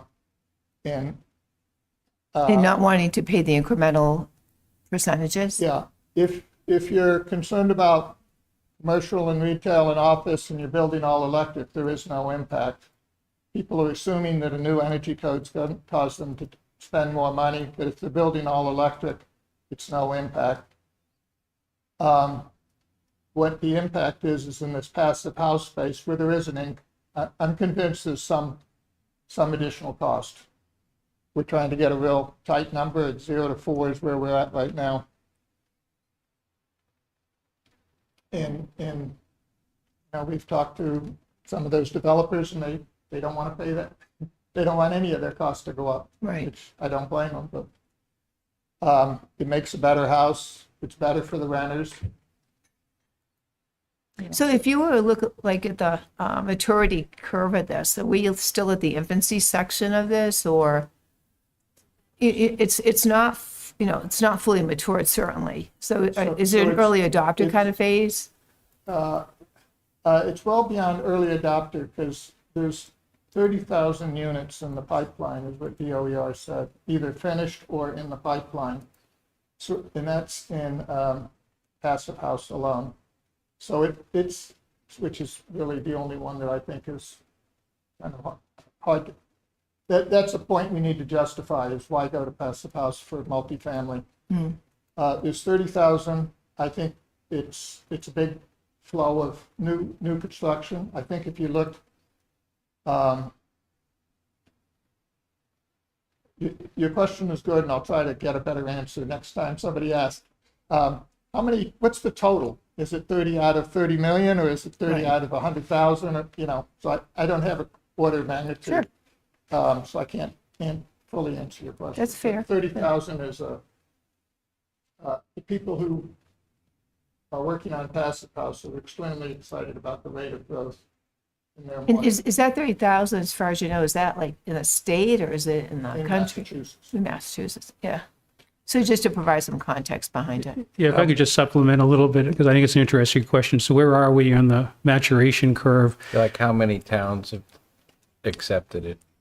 Right now, we have 56 towns that have accepted it in less than 3 years, So that's about an eighth, right? There's about 400 towns or something. 351, but over 30% of the population. So if you look at the area close to where we are in the state, for instance, if Westborough adopts this, there will be a contiguous line of towns from Westborough to Boston that will have adopted the code, north to Chelmsford, south to Sharon. Not every community in there, has adopted it, but I think the trend is clear that more and more communities are moving in this direction. 56 in less than 3 years for municipal governments to adopt this, I think is pretty rapid. And where are we on the maturation curve? I mean, my frame of reference is over 30 years ago now. I was responsible for managing the demand side programs at what's now National Grid. And so I was in charge of the Mass Save programs and other programs. So we've been at this as a Commonwealth now for over 30 years. We continue to move the bar as we get better at energy efficiency. And so what we're looking at here is kind of the next generation as we look at ways to improve on what we've had. But we're not newbies at this anymore. And we're at it, and we've been at it for a long time. And we're finding as we do more and more, there's just more opportunities for building more efficient buildings. And part of the reason for pushing it now is, new buildings that are going to be built are going to be with us for the next 30, 40 years, longer maybe. And so the benefits are every year once you make the change. The upfront cost is there, but if you don't make the upfront cost now, you lose the benefits over decades. And so there is a benefit of moving soon to adopt the code, not only to get the money for the town, because we qualify to get money for our own, but in terms of the other benefits that are available, lower operating costs for tenants as we're looking at the affordability of housing, healthier buildings, better buildings that are built in town. There's an opportunity cost in not moving. Yeah, but there's also, and I agree with you, but there's also it would be nice to see a really specific example of what the operating costs would look like under full electric versus like a passive house. And I'm only reacting because I personally installed a hot air, not hot air, an air, the heat pump. And the operating costs are outrageous because the electric costs are so high right now. So for me, I sit here and go, is it the right thing to do environmentally? Of course, right? But from operational standpoint, it's extremely expensive right now. So I'm just sitting here thinking, what's the true value and what's the true net cost of it for us to operate? Because if we build it, or if the town builds a building and it's all electric, we're going to be owning the operating costs. And then is that also a detriment to new developers who also are running the new buildings as well? Yeah, DOER I'm is, just sitting it from my perspective, where I've seen this personally over the last couple of years. Yep. And just seeing the price of electricity so high, and it just hasn't come down. I see Mass Save kind of falling apart, and then same thing for the multifamily person who owns that building, right? Because they have to pay for the to heat their homes, heat and do the air fair conditioning. comments. I guess a couple of points. Yeah. Electricity costs are probably going to get higher, Yeah. but so are gas costs. So, the And that's The valid ener- too, right? Pardon me? And that's totally valid too. And I think we're looking at the gas cost too, to an individual taxpayer, because we're paying for a lot of pipeline development, which we shouldn't be doing, right, in theory, because we should be relying on electricity. So we're like, for me, I feel like we're in this convoluted kind of phase, trying to figure everything out, and then you get the federal government kind of backtracking out, and the state's trying to figure it out, and here we sit in a municipality trying to do the right thing as well. Yeah, all fair comments. Mass like Mass 20 DOER has done some cost comparisons of operating costs for different types of buildings. So I think we can provide those to you. It might just be, it's in situations like this, it's always good to take a couple of specific examples and say, Yeah. in a certain amount, if we were to develop, a certain person were to develop a certain size building, what would it look like under scenario A versus B? So you can kind of see the differences, and kind of like, it brings to light what you're talking about, and I don't know if you can even do that right now, or again, it goes back to how much real life experience do you have with this? Yeah. We can provide the analysis that DOER did. It's now a few years old, and it's not fully up to date, that things have changed over the course of the last few years, but it's a ballpark that shows the comparison between building under the existing Yeah. code versus building under the specialized code for different types of housing. Stuff that Peter's referring to is single-family homes, and they have like a 1,500 square foot and a 3,000 square foot. They have a couple of sizes. They have electric and gas, so we can provide that. It'd be nice to see, We'll need to provide some commentary because some of the stuff is aged out. yeah. To tell you, this federal investment tax credits and stuff gone. So there's some adjustments that will need to be made, but we can show you. It'd be nice to do kind of like a look back, like, someone expected it to be X, and then you go back and you kind of look back and say, what really happened? And, were the savings realized or were they not? Yeah, so in these 56 towns that have adopted the specialized code, can we not get data from them? And you said that they've done it across 3 years. So if even like a sampling of the towns have 3 years worth of data, to your point, you were asking great questions. What kind of data? What's that? What data do you want? First of all, any cost savings realized from From these towns? developments? What were the impacts So- that they observed? Let me adjust some of the things you said. The code went live in January of '23. Every town has a phase-in. So although 56 towns are in, they've not all been in, and it's less than 3 years. It's more like a year and a half of experience with the specialized code and the new stretch code. But passive house, there's a longer runway, so we'll get some data on that. And we have this modeling, which we're willing to share. We have to make some notes to adjust based on his changes.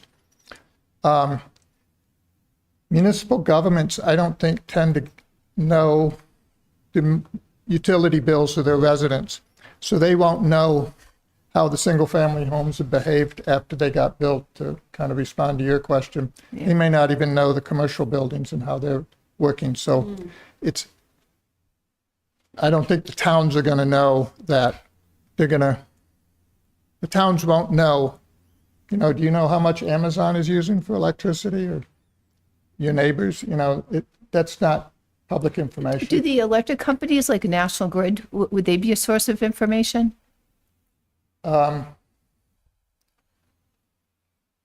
Possibly. What would you ask what's the question you want National Grid to answer? Again, I'm just We trying have to, contacts, Well, we can ask those questions. I mean, something there's like- a couple of things, right?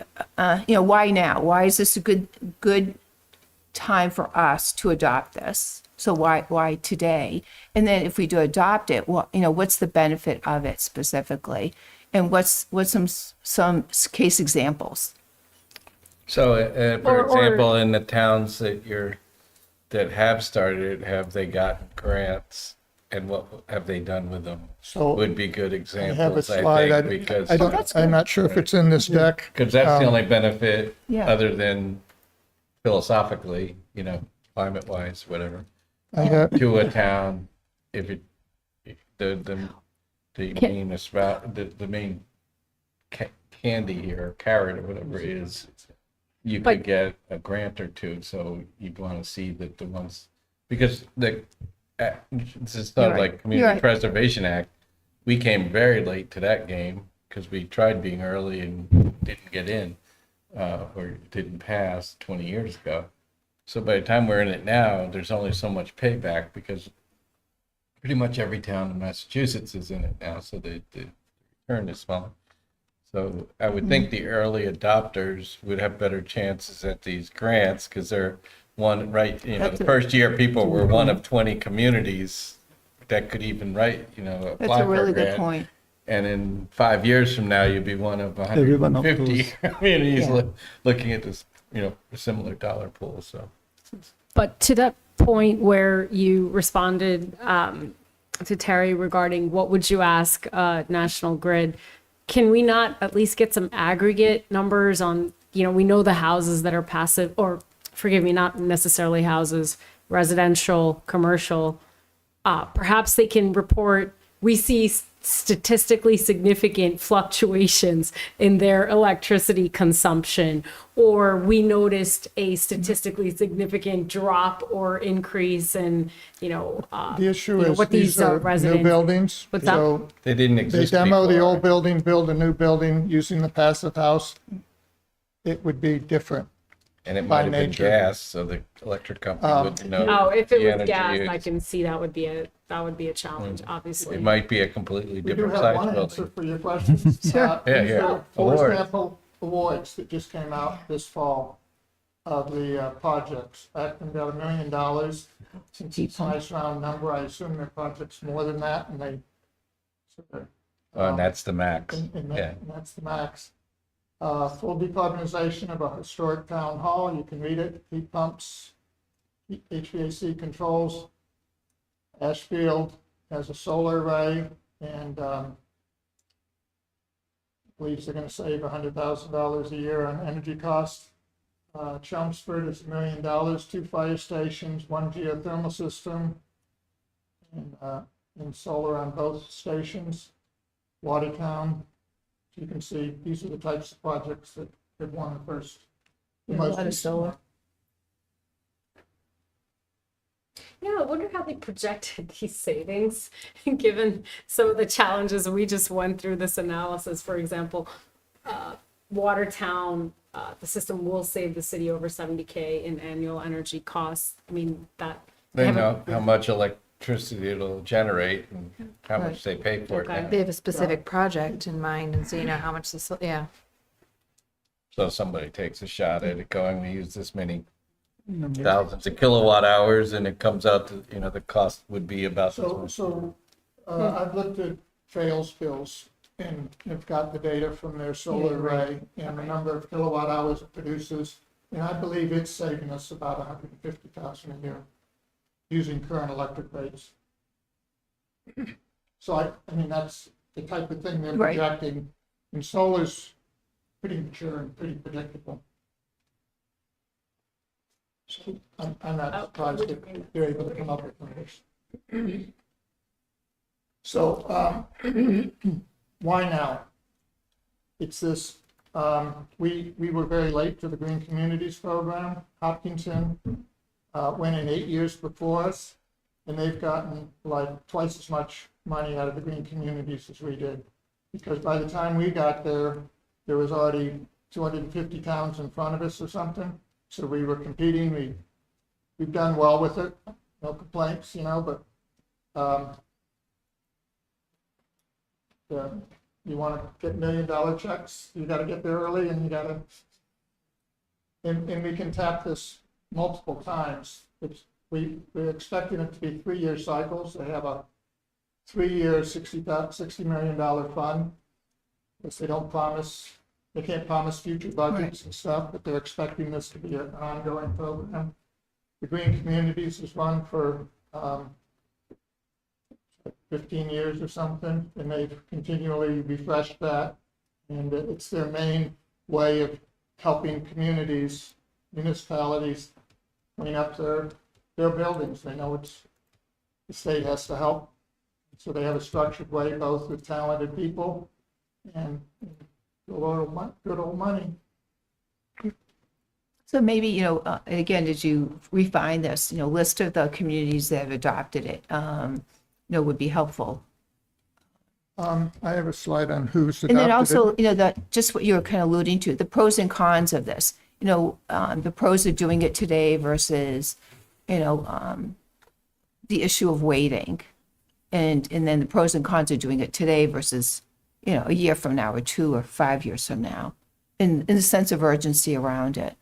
Yeah, I think what I was looking for was that do we have something like, yes, our town, like which towns are more suitable versus got the it other all. towns? Yeah. So these are the towns that adopted it in their effective date. I started our benchmark towns. Added to this list The is new Framingham. benchmark or the old? Huh? The new benchmarks or the old This is the benchmark? new benchmark. Awesome.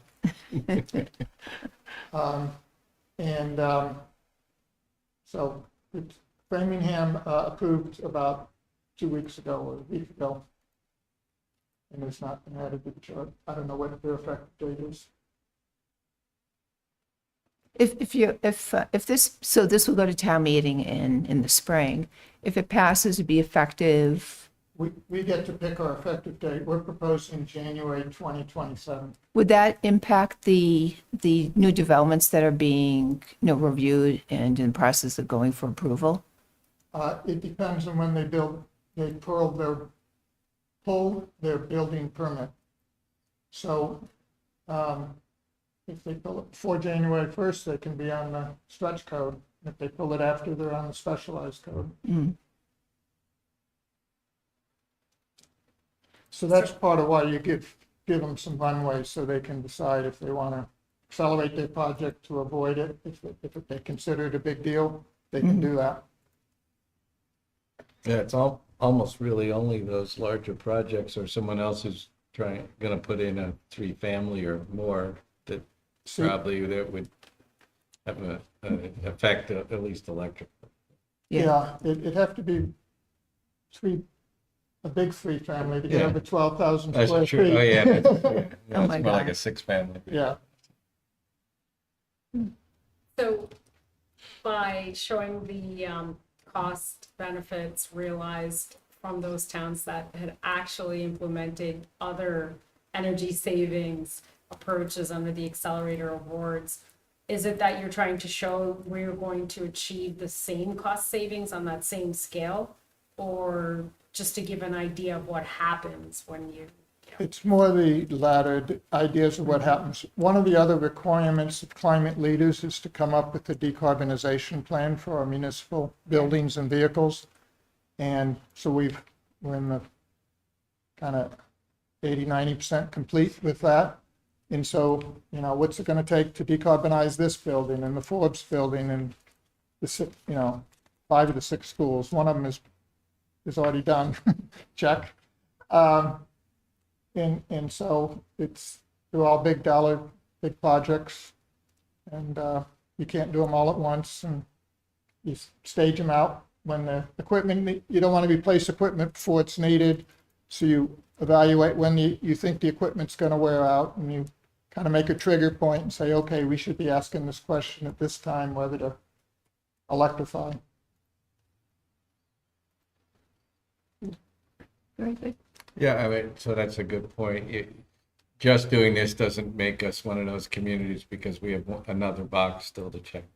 This is a step towards. We have 4 of the 6 boxes checked. We got 2 to go. This is Remember, one, we're working our and way the other through one's the decarb. Wow. Yeah. Is the state have a plan for more electric generation that isn't fossil fuel based? So what? Because it seems like we're going to lots of use of electricity, and except for the additional residential solar. There's a lot of community solar going in too. Yeah. One of the things that they did with designing this code and things like passive house is they make the building so efficient that the winter heating load It's lower. is less than or approximately equal to the summer air conditioning load. So you don't actually increase the peak for the year. So you have more kilowatt hours, but the peak kilowatts doesn't actually change very much. So that's part of pushing really hard on getting high efficiency, is to avoid that winter peak or minimize the winter peak. And the state does have plans. That you may have seen in the paper that a new transmission line went into effect in the last 2 weeks. Goes from Canada to Maine, being paid for by Massachusetts customers to bring hydroelectricity Yeah. down from Canada. And the state is promoting and encouraging offshore wind development. Unfortunately, the federal government is not cooperating on that. So that's going to play itself out. And there are court suits right now over the federal government's obstacles it's placed to offshore wind. But the state is planning and hopefully will be able to continue to promote large amounts of offshore wind. And this is a long game, so it's more than a 4-year cycle of presidents. So, you know, where do we think we'll be? What electricity will be running on in 10 years? I think there's going to be a lot of offshore wind. But it'll So take too. a little longer to get there with the headwinds. Yeah. Yeah. We hear you. Spinning our way. Yep. Okay, Well, well, thank yeah, you. thank you for educating If us. if you, Can I ask one question Go before ahead, you, Josh. before you leave? Yes. Apologies. Just going back to the cost, the incremental cost, when do you expect to have those additional numbers? You know, you mentioned presenting this in spring. I'm sorry, having a hard time hearing. You can't hear me? It's not very loud in here. Maybe we can turn the sound up, but I think there's a. I was just wondering when you might have those additional numbers, the additional research on the incremental cost that's associated with building. We expect to have information about permitting impact in the growth of passive house and some of those long-term trends. The single-family home housing, we can get that done in about a week, but the larger buildings are much harder to make comparisons because every building is so different. It's not as easy to say a 4,000 square foot and a 1,500 square foot house. You can come up with some benchmark standards there. So we're having trouble finding good hard comparisons. We are working with the DOER. They did some analysis when they were developing the code. We're going to have more meetings with them and try to get better numbers. But it's going to be a range. It's going to be something like the 0 to 4%. We may be able to tighten it up, but it's not going to be like one number comes back and says it's 1.5%. It's always going to be a range. And will you be able to give us the calculation that went into that, the numbers and all of the assumptions that you used? 0 to 4% does seem, I mean, I must admit I'm a bit skeptical, especially when you start mentioning things like triple paned windows, which are typically a substantial premium over standard double pane. So I'm just wondering, it would be good if we could see the numbers and the assumptions that go into the final calculation, as well as, potentially understanding what the comparables they're using are for new construction. Is it the minimal building code against, or the average of what's being currently built in that jurisdiction? What we try to benchmark against is building against the stretch code that's now in place, which is a pretty high standard. It's gone up significantly in 2023, the stretch code. So that's the baseline, and then the specialized code compared to that. If you're doing all electric, there's no change. The only change is relative to passive house for large multifamily. And we think that that's 0 to 4%. The other, the single family homes, we think there's no cost. And again, I'm talking all electric. There's no cost increase for electric homes. There's no cost increase for electric schools, for office buildings, retail, all of those. There's no change because it's the same thermal code and there's no additional requirements. The premium we're talking about is related to passive house. It's in the multifamily category. And we think it's 0 to 4%. And we're trying to get tighter numbers. Right now, it's 0 to 4 is what we know will be. We're confident in quoting that number at this time. We'll try to get Thank you. a tighter range. In regard to the triple pane glass comment, one of the things that comes out is because the building is so efficient, the HVAC cost dropped by about half. The size of the equipment drops. It's smaller equipment, takes less because there's less energy loss. So you're putting your money into triple pane glass instead of into HVAC systems. So there is some economic. Yeah, that's an ongoing incremental cost of No, a capital carrying cost. It's not an installation cost. It's a capital cost difference. You can buy a better window and you can buy a smaller heat pump. With a better window, you can get away with a smaller heat pump because you don't need as much heat. Again, I would love to see the numbers and the assumptions that go in there. I would be shocked to know or see that you would be able to offset the incremental cost of the additional premium from the triple pane windows from a smaller heat pump. Okay. We are not designing buildings. We talk to contractors and this is what they tell us. And they do those calculations, smaller heat pump, smaller HVAC systems, more insulation, more windows, and they say it nets out at 0 to 4%. And we can, we'll have more in writing later as we tighten up our number, and we'll be able to quote sources and stuff. In the meantime, we can provide you with the analysis that DOER did a few years ago, appropriate caveats for changes that have taken place. On single-family homes. You have a good next. To the extent possible, it would be great to see agency research. I think that's going to be hard to find, but to the extent there are any independent sources, it would be great to see those.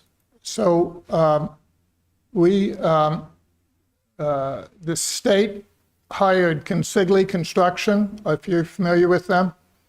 Yeah. They're one of the top 5 construction firms, and they did the economic analysis, which DOER is going to provide us. So the analysis is done by Consigli Construction Company, not DOER staff. Okay. Thank you. Okay. Yeah, thanks, Thank you. guys. Thank you so much. Yeah, thanks for hanging in there so late.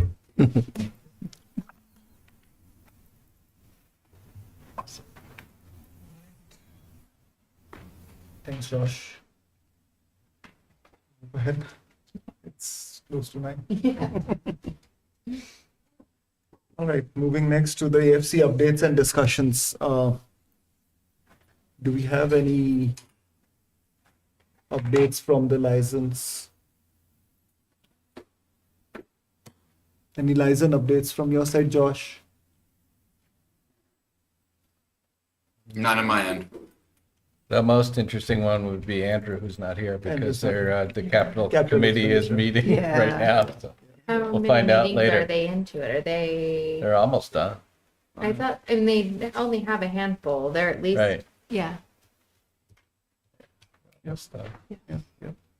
I think one of the other updates I had was the AFC handbook. I think I got your feedback. I went to John to meet him as well, so I did let him know that that $100 extra for the rising costs. So I believe he did incorporate that. I'll confirm with him, but I did share that feedback with him as well Oh, our budget. for that budget book. Yeah, Our yeah, budget. yeah, our budget book. Yeah, AFC budget book. Yeah. Cool.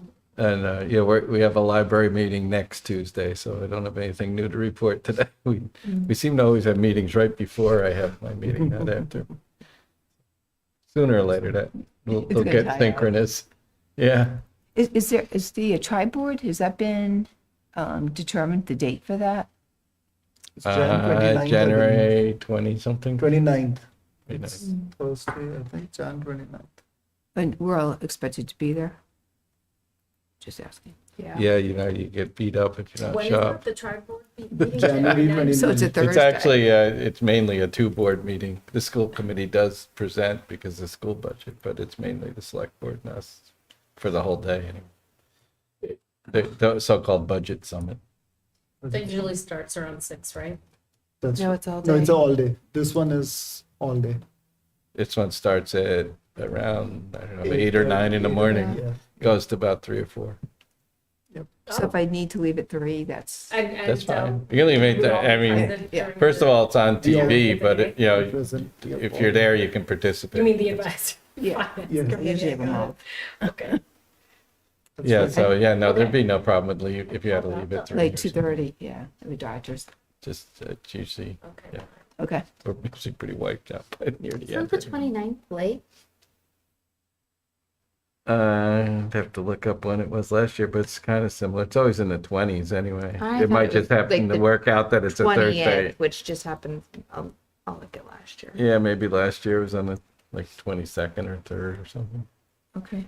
Oh, it was actually the 30th last was the year. So 30th. it is that late. I was thinking it was Yeah. earlier in the month. I remember us not having much time after it, after we decided that we wanted to change the budget at that meeting, that they had very little time before Yeah. the warrant closed and we had our, When we were Get all the numbers, next door, which is the In town- Forbes. Building? Forbes building. it's in the Yes. Forbes building. You'll get an invite. Well, we'll get the budget Official. book first as well. Oh, yeah, We all have to long collect before the that. budget. We are long before Yeah. that. We'll all have to collect the budget book as well. Yep. So something to take note of as well. Very good. Yeah. Thanks for all that good news. Awesome. I move we accept the minutes of September 29th, October 14th, and November 13th. Second. All in favor? I guess we have to go by roll call since we have a remote. Josh, you messed it up. Sorry. All right, so yes, And So it Josh starts is- with a, this will be Oh, so You're yeah, you're first. first. You're you'll first be me first. if you Yeah. want. You can- Ahuja, yes. That's right. Ahuja, yes. That is not on. Brand, yes. Clap, yes. Hansoge, yes. Leslie, yes. Oh, day, yes. Okay. Thanks for There's- doing all three at one time. There's 6 of us, right? Yeah. Very good. And just for the record, the meeting minutes were on the 29th, and that's what the minute says that were sent out. But Yes, that's right. there's a typo in our agenda where In it the says agenda. 9th, but it does say tri-board, so that was the right date for the tri-board meeting. We didn't even check the agenda, did Yeah, I saw that. I didn't either. But It's all even good. late by the time the agenda got drafted. Close enough. People will All get right. the drift of what we are going to vote on. Last one is the future Yeah. Oh, agendas and the meetings. I think we need to have few meetings before the summit meeting next year. I'm assuming we are not gonna meet until something comes up for the transfer request until after the holidays. Yeah, unless there was some emergency for Right. for our stuff or Chris, between now and the holiday, and it's only a week away.